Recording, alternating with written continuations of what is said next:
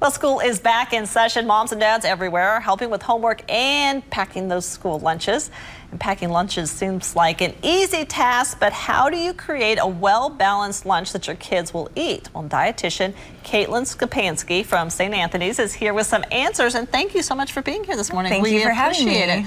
Now, I can tell you as a mom, I struggle with this a lot, finding something that your kids will eat and that you can pack in their lunch that'll stay, good for a couple hours and that's good for them. So you have some suggestions for us. Yes, and it is important to pack a very balanced lunch for them that's very nutrient dense and includes all 3 macronutrients, which are the protein, the carbohydrates, and the fat. Okay. And so what you want to do is pick several protein sources that might also have some fat.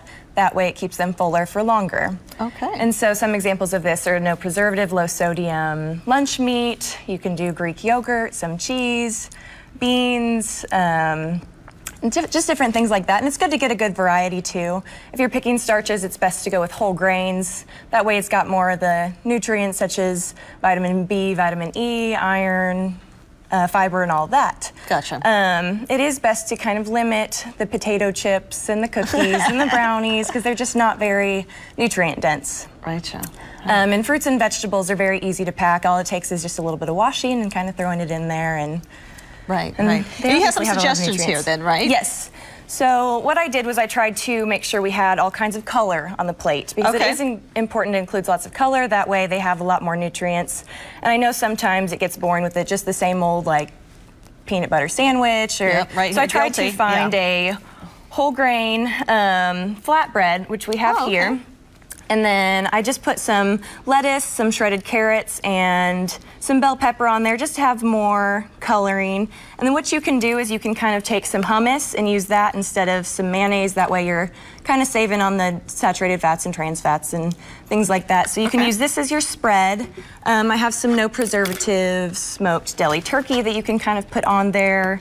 And then I used grapes and some snow peas. That way you can have more color and more options that are very healthy for your little one going off to school. And if you're trying to serve vegetables and it's just kind of difficult sometimes, you can always include a dip. And so I have here, it's a Greek yogurt dip. Oh, great idea. That way it's not quite as fattening as some of the other dips you'll find in the store. It helps your kids convince them to eat the vegetables, right? Yes. Yes. Yeah, and if you do have picky eaters, it's all just kind of about providing it to them over and over and over again until they get used to it. And it starts with the parents too. Make sure you're eating vegetables and make sure that you're leading by example. And it is kind of a division of responsibility when it comes to getting your kids to eat a little bit healthier.